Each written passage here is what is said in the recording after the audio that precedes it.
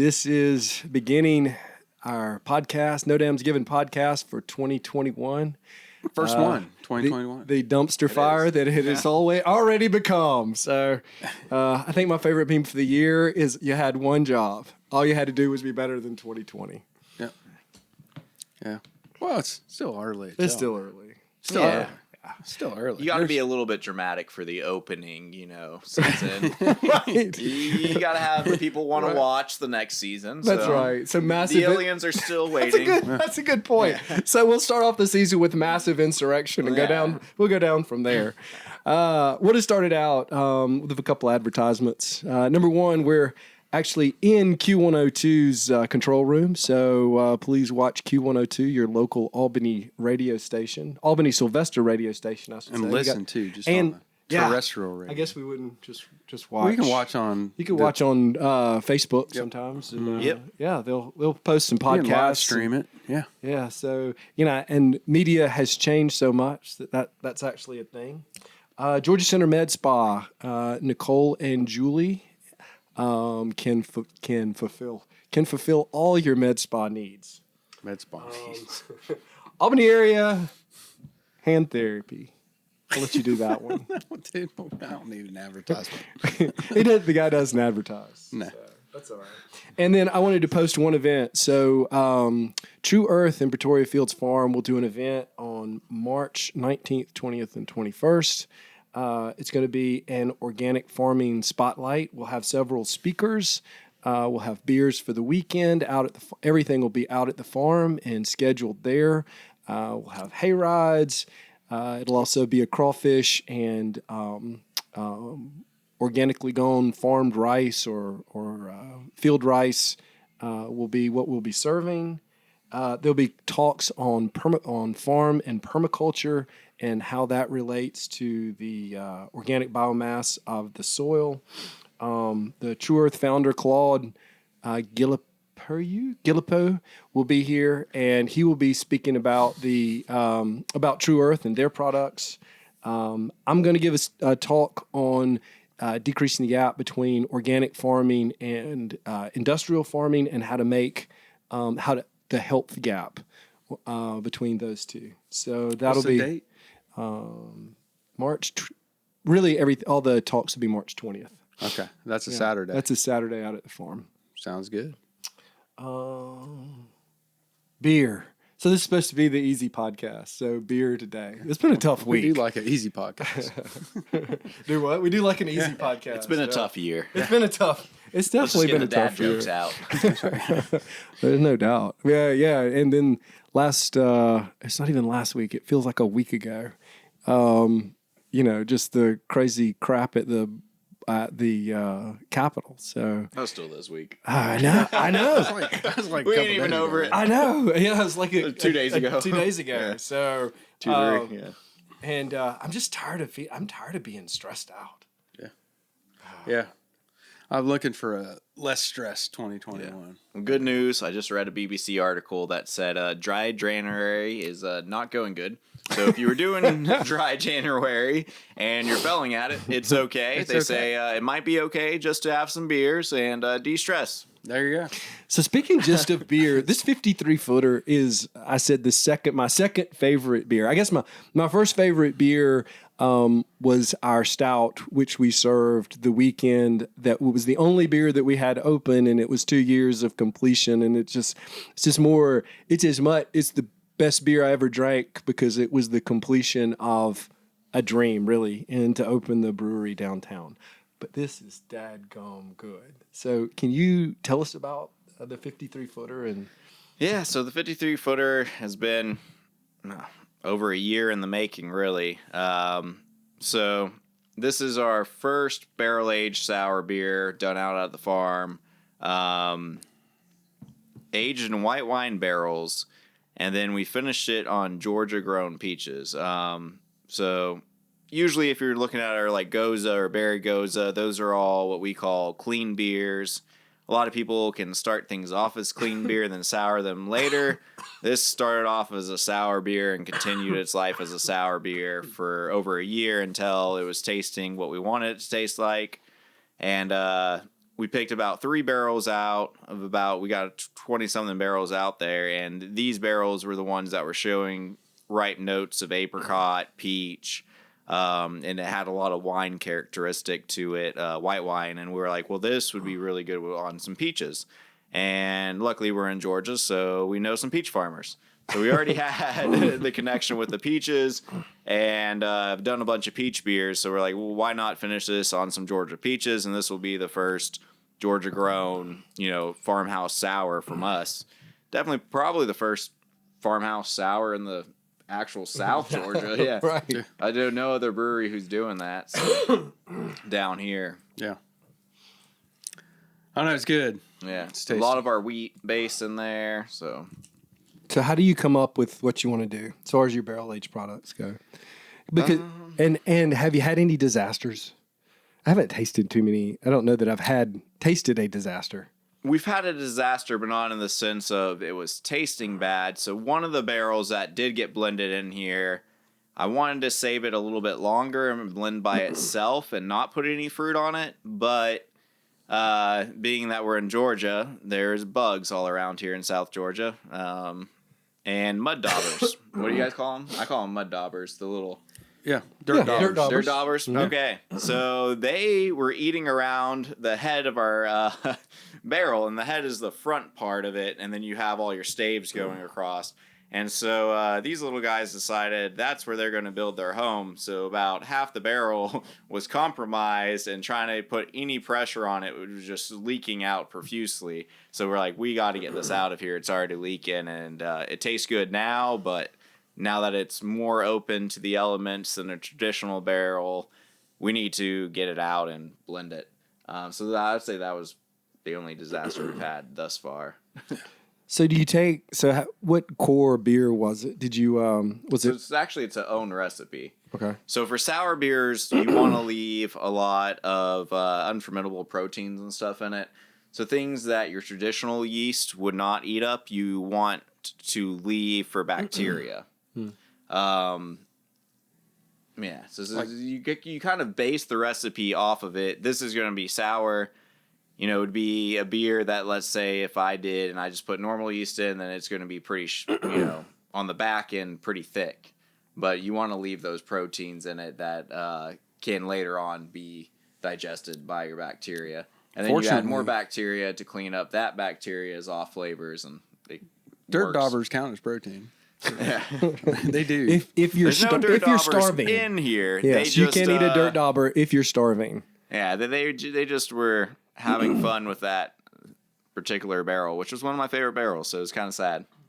So you didn't just take the straight goza and then put that into a barrel. This was a different, specially brewed. Yeah. So this one is what we just call like our traditional sour, farmhouse sour base. It's heavy wheat based, and got some Emmers in it. And then we have our other beers. The other sour base we've done is more of a traditional Flanders red or brown style. This one turned out more like Flanders brown. I don't think Flanders drinks. Does he? On The Simpsons? Yeah. No. I don't think he drinks. What's the idea behind the barrel itself? So I know for our friends who are watching. Yeah. So there's two different things that you get out of barrels, and multiple things. But if it's a clean barrel, what you're getting is slight oxidization, and everyone's like, "Oh no!" Like we all hear oxidization is bad if you have high DO. That's why we're so adamant about checking our DOs throughout the whole process of brewing, so our hops don't start tasting. In my opinion, they taste like cardboard. Another one of my brewers, he comes off as like this over-coying, like sweetness almost taste. Everyone has their own tiny perception of it, but generally it's described as like soggy cardboard, and no one wants that. But in a high alcohol beer, it can be used to mellow out. So that's why traditionally, if you're looking at stouts that are high ABV, anything like imperial stouts that were bourbon barrel aged, there's plenty of those out on the market. Then you're mellowing out that alcohol, but you're also the exchange of a slight oxygen, because wood's breathable. You're getting it to round out, and You don't want to go too far. You don't want to, hold back. Once you put it in the bottle, it'll, age a little bit more. Barley wines, they kind of will go and age in the barrel if they're going to age in a liquor barrel until they get enough presence of the liquor. So they're tasting like, okay, this is a bourbon, aged barley wine. That's about how much I want it to taste like bourbon. So now you got to pull it out, and then they're secondary age in a bottle or in a keg or something.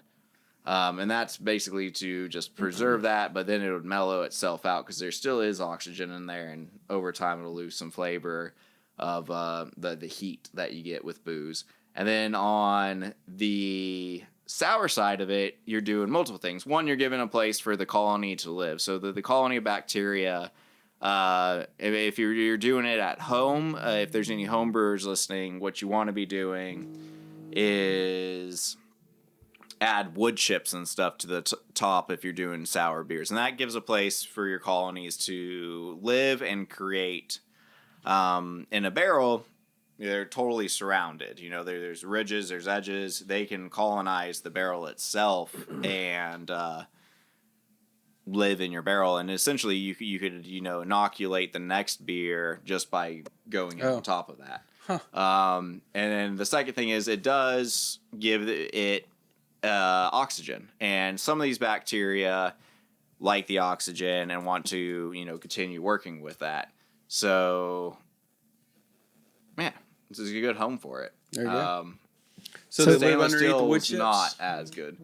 They live within the wood chips? Yeah, so if you're doing it like at home, there's homebrew wood chips and stuff like that. You don't need many because you're not trying to impart like a huge wood flavor, maybe. But if you wanted to start anything with a bacteria or like a lambic strain, you'd want to put some wood chips. That way you could have some place for the colony to live on top. And a lot of those colonies are not anaerobic, so they actually like oxygen. Yeah. Stop. I keep. Spray 'em. That one just smells like That actually- moonshine. yeah. This was our original hand sanitizer. That was actually straight alcohol. Yeah. So we had sounds two good. different moonshines coming around, or I guess not moonshines, but we would call it the original hand sanitizer that came out of here. Was before the county or the FDA or whatnot was telling us we had to put Bitrex in it, which basically is what's in aspirin. I think that one might have some of it in it now that you're smelling the air. But the other one, the pump one, has absolutely zero. It just smells like, your uncle's out there coming in with a good cup. What so are there different, does the wood itself have different, well, I think you already answered this. Does it have different bacterias in it other than, we use lactobacillus, right?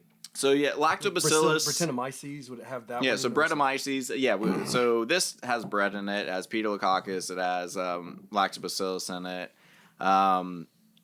They traditionally, if you're doing a clean beer like Argoza, that's just lactobacillus. It's a more fast acting strain for souring, and then we burn it off.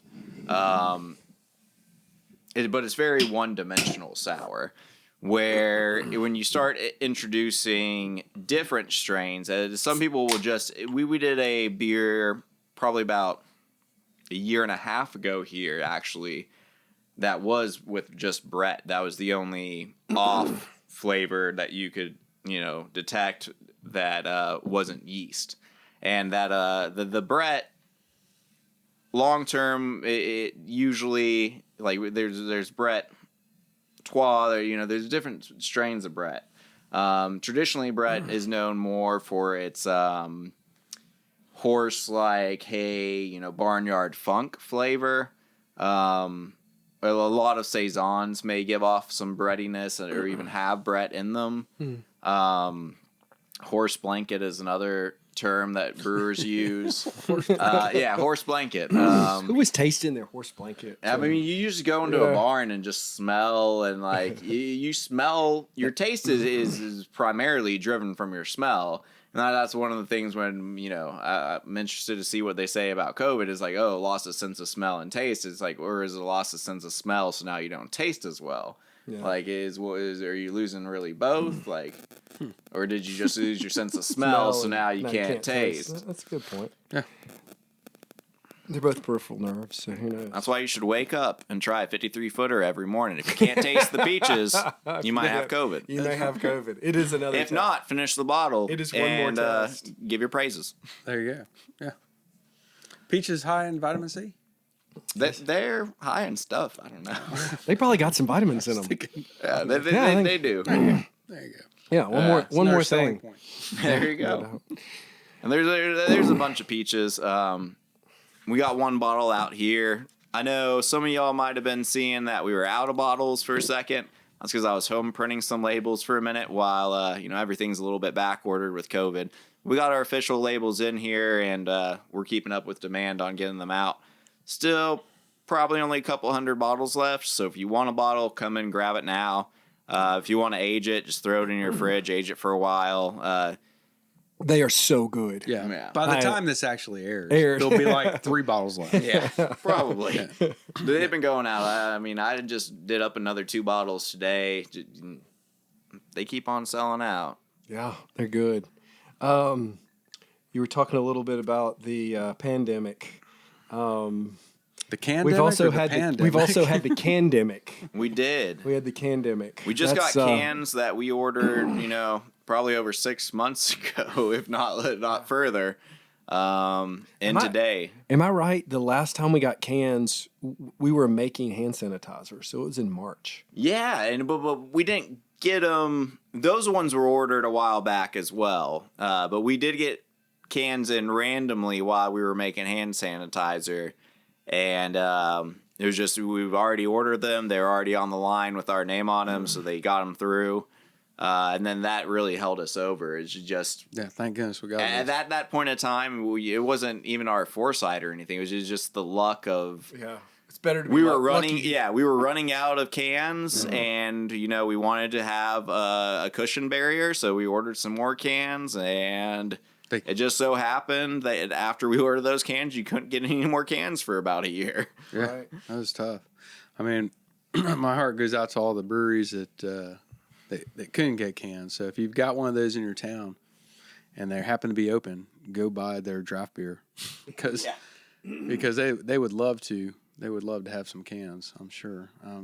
The cans got soaked up by big breweries and soft drink companies and all kinds of places. So it was they were tough to come by. Yeah. Yeah. Yep. Cans, lids, Lids. everything. Yeah. Anything with aluminum. Just manufacturing in general went down a lot. Unless you were Tesla, I guess, because they went up 700% on their stock somehow. So. Oh God, who knows? Yeah. I liked Elon Musk's tweet. The company, I guess, their stock continued to go up, and suddenly he became the richest guy in the world. So Yeah, he just surpassed. The company tweeted it, and then he tweeted something like, "That's neat. Oh well, back to work." So, true engineer. Back to the grindstone. Probably doesn't have any idea what he's worth. So Right. He's just happy making things. happy making cars and rockets. And rockets. Cars, That's way rockets. cool. And apparently he makes holes. Yeah. So he. Well, he's about to make bricks too, right? I don't know. Yeah, that's his whole that thing about the tunneling. So he's doing these high-speed tunnels to connect cities, and they're like, well, what's the cost of this? What's that? And he's like, oh, it basically pays for itself. Like, there's plenty of clay and like dirt that we're digging up. Dirt's a high commodity right now. He goes, I'm just making bricks out of it. And he goes, and I'm selling the bricks for less than market price, so my bricks sell first, and it pays for itself. And they're just like, wait, what? He's like, yeah, it's just waste, so why not sell it? There you go. He's like, so I'm creating bricks now too. And it's just like, Wow. bricks. Yeah, that's awesome. When you're good, you're good. Yeah. Hey, can I have one of those Roch rolls? Oh, well, you sure can. Speaking of, However, the farm, there's only 5 left. No. So drink yours slowly.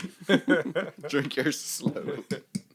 I'm excited about this year and the farm project. So I'll say that the brewery itself was supposed to be. My vision was a small farm brewery on my farm, in which that was not quite as big a project as this. Now, I'm very happy the downtown development, they moved us downtown. They gave us buildings. It's been great for Albany. It's beautiful. It's beautiful. I'm not complaining at all. But as dreams go, I wanted to continue and eventually have that. And so within the next month and a half, we should actually have the farmhouse tap room open. We will have a small maybe 1 barrel, 3 barrel system or something out there to be able to do some really cool stuff. And so I hope you're excited because I'm excited. Oh, yeah. Y'all about to taste what Albany Farms tastes like because that's going to be in the beer. We're talking about cool ships. We're talking about wild fermentation. It is going to be all the funky stuff that we can't be doing in here. I can't be messing with it. There's so much bacteria in here that everything else gets messed up, and now you have cans that taste like vinegar. Because that's what's going to happen if they go out short term. But now, when we have a farm, that's a good place to make these funky beers. That's a good time to start throwing flowers in it, start throwing wild pills in it. Let's get we got bees there. Those guys are collecting all the great bacteria, all the great yeast from all around and bringing it back to us. So we don't even have to pay those guys. I know. It's free They're the best workers in the world. Yeah. So I checked on them the other day. They were kind of cold. Are you going to do any open air fermentation type stuff? Yeah. So we've been talking about making get the our flora own and little fauna cool ships of Southwest Georgia. Oh yeah, and especially being only 1 barrel, that is easily doable. This is the stuff that you go to some breweries. I don't know how many breweries you guys been to that have not been established with money, but there's some random stuff up in the Northwest where you just go in there and like, this is a Frankenstein brewery. You're like, what's that? And they're like, well, this was a milk, cooling container. And they're like, well, what's that? They're like, that was a dumpster. That's our mash tun now. And you're like, what's this? And it's just like random stuff, but it works. Like it's beautiful. It works out, and you can do that on the smaller scales. And you're like, wow, I never thought about doing that. But these guys are literally just dumping their mash and stuff. That's awesome. I was like, so easy. But who was like, I bet you that dumpster over there looks good. I don't know why I gave him a southern accent. The Western people are probably like, dumpster man. That's our mash tun.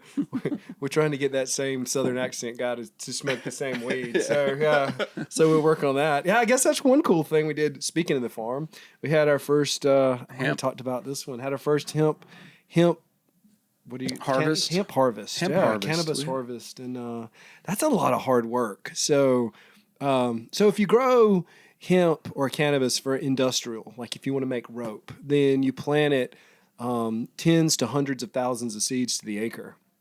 Well, the plants, so if you're growing it for CBD or the chemical component that's in it, we planted 1,000 to 2,000 plants per acre. I think at my farm we did between 14 and 1,500 plants per acre. They were clones, weren't they? Yeah. Well, we did 1.5 acres of seeds and 6 acres of clones. Gotcha. And we did clones from there's about 3 varieties that did very well. And we'll repeat that next year. Kind of like an experiment this year to see. Yeah, definitely, going. Especially at my place. Kind of like the hops all over again. Huh? It is like the hops all over. And so, but it was just really awesome. I guess my point in that was that if you're doing it for CBD, like you really are cultivating each individual plant. I mean, when we planted them, they had worm casings, and the soil was tested. Not on each area, but on multiple areas within it to make sure that they had the proper nutrients. We had to monitor them to make sure that the females didn't turn into males.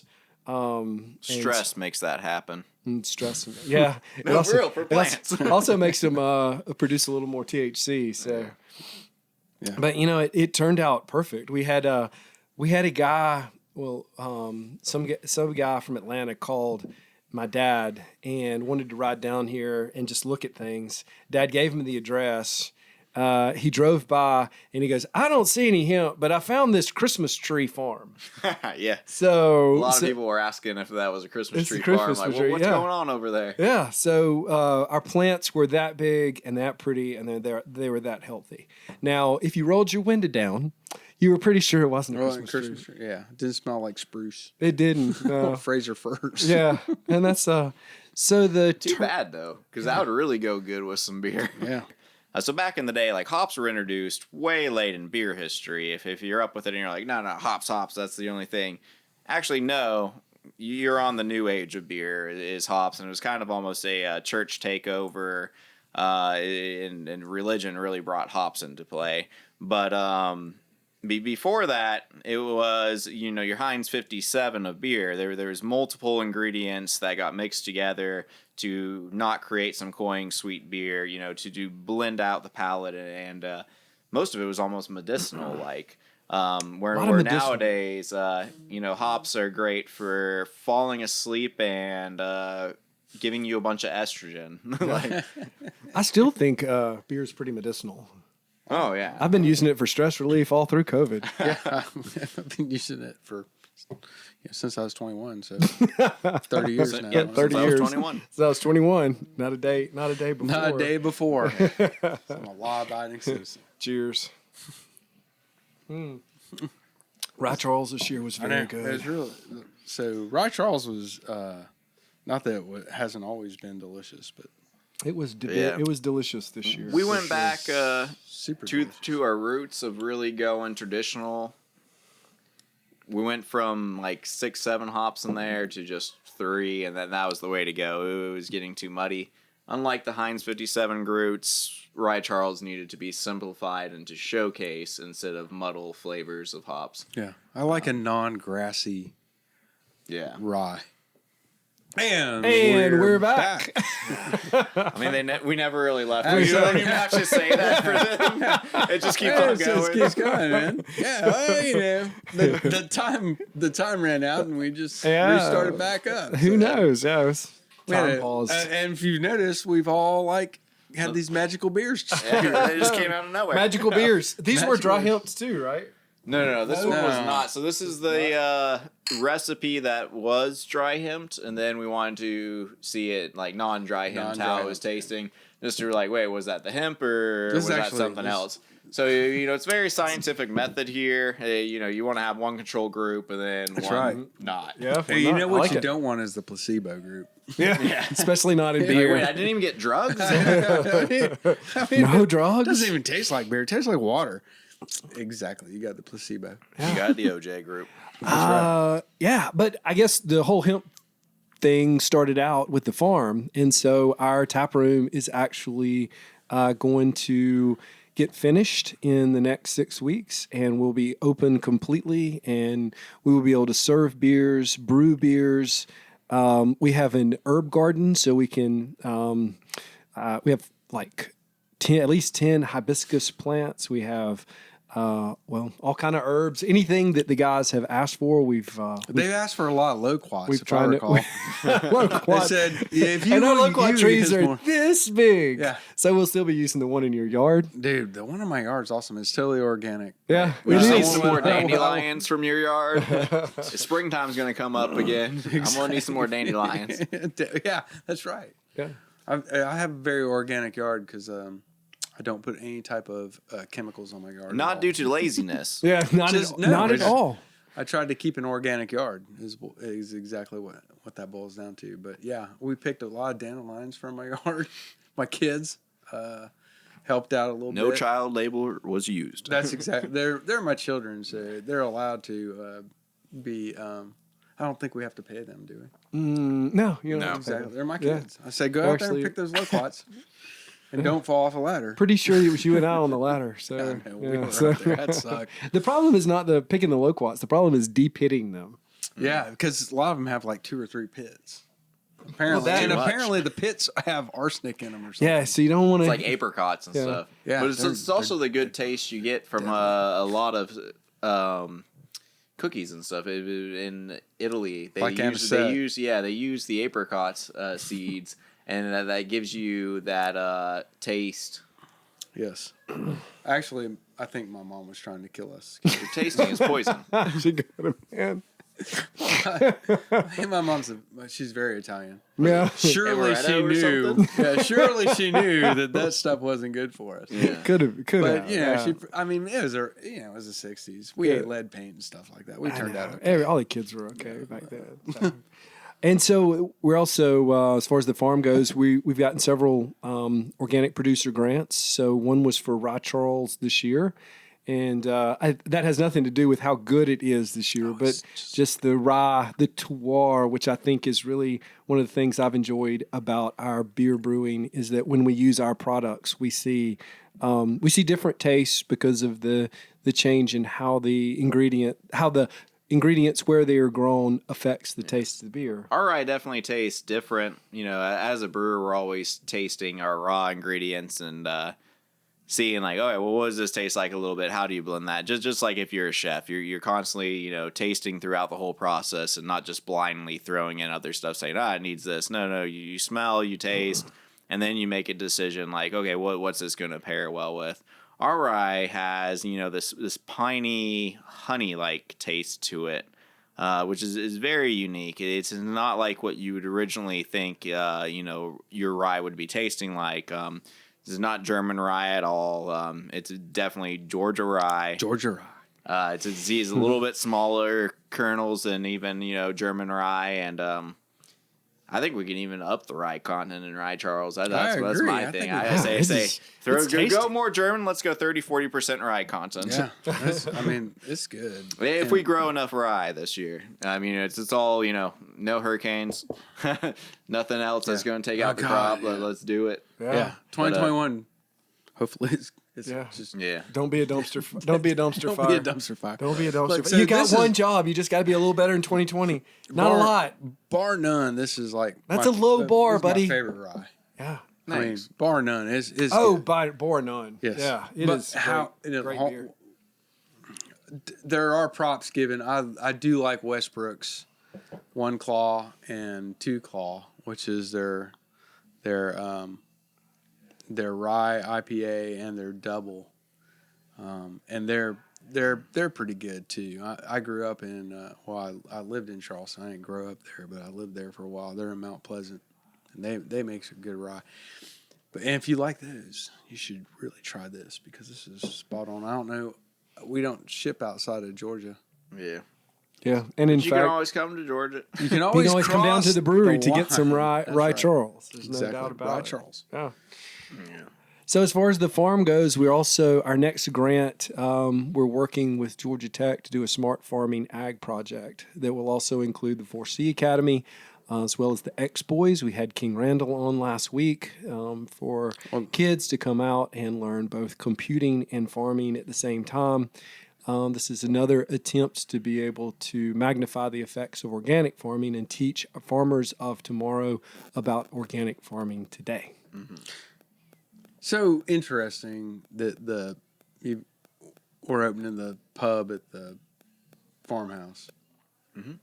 Because I don't know if you recall, but when we sat out there and talked about it at the farm, and you approached me to be an investor in this project, it's going to be a relatively smaller scale project. Yep.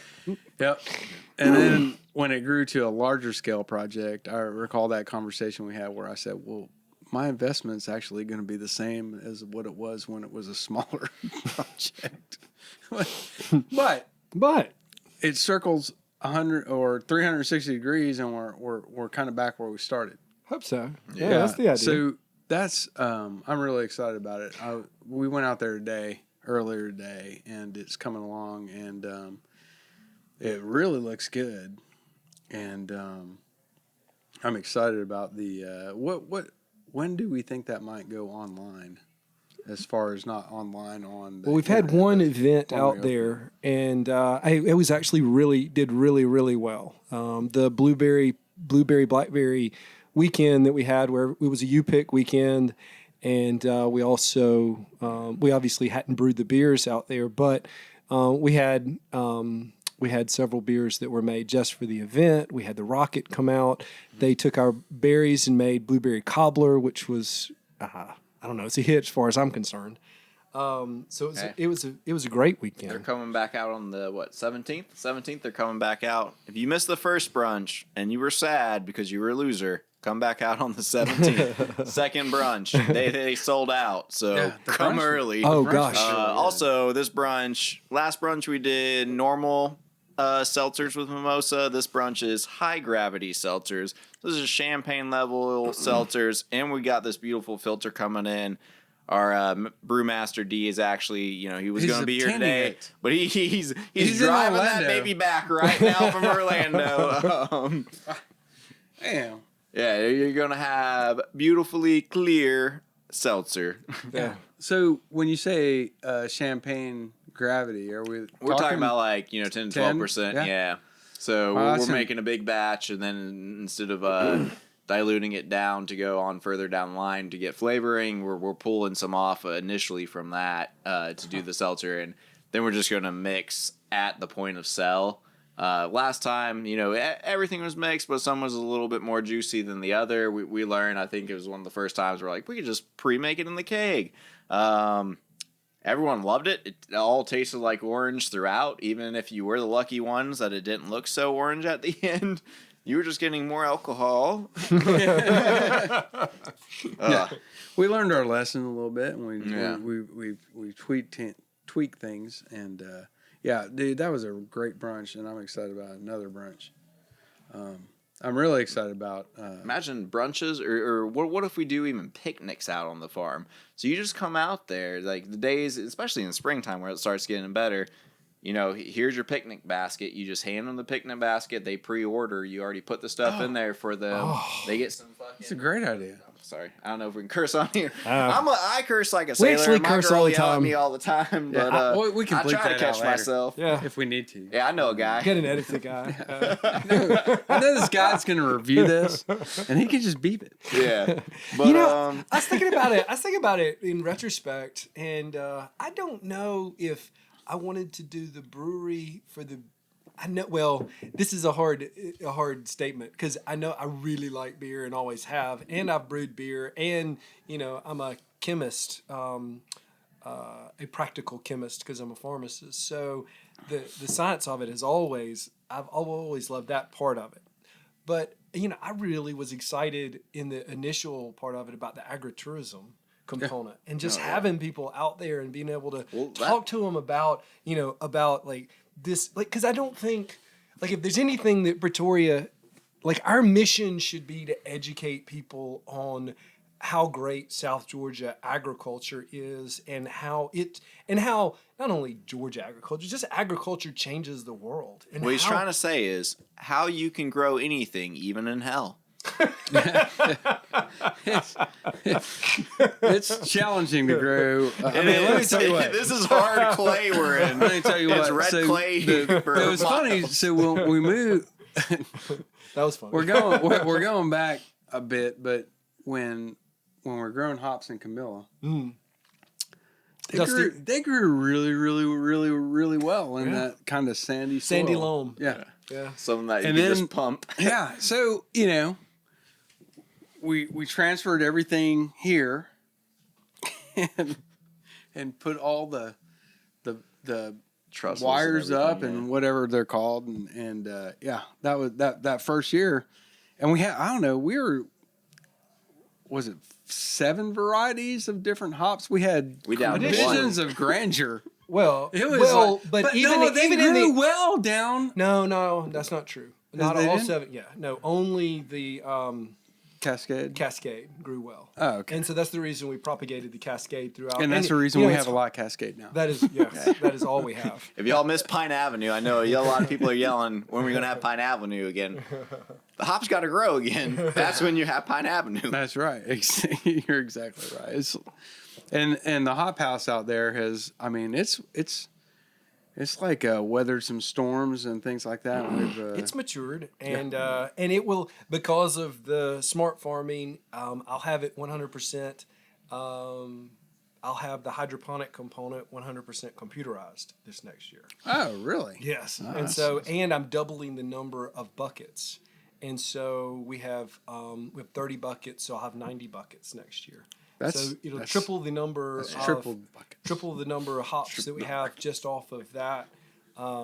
We got a good yield last year though. Like, well, we went out there 2-3 times. First year we did 2 half barrels. This year I got at least, almost 3 barrels worth wow. of beer out of what hops we were using. Like, Well, it's interesting. they're like, come out again. They're back. And I'm like, what? the hop plants themselves, keep if they growing. get established, will outlive all of us and maybe outlive your generations. I mean, the So, plant like, olive itself can. trees? Yeah, the plant itself can live 1,000 years. Oh, wow. Wow, that's I impressive. don't know about olive Yeah. trees, but I So- knew they could live over 100. So so it takes 3 to 5 years to get established.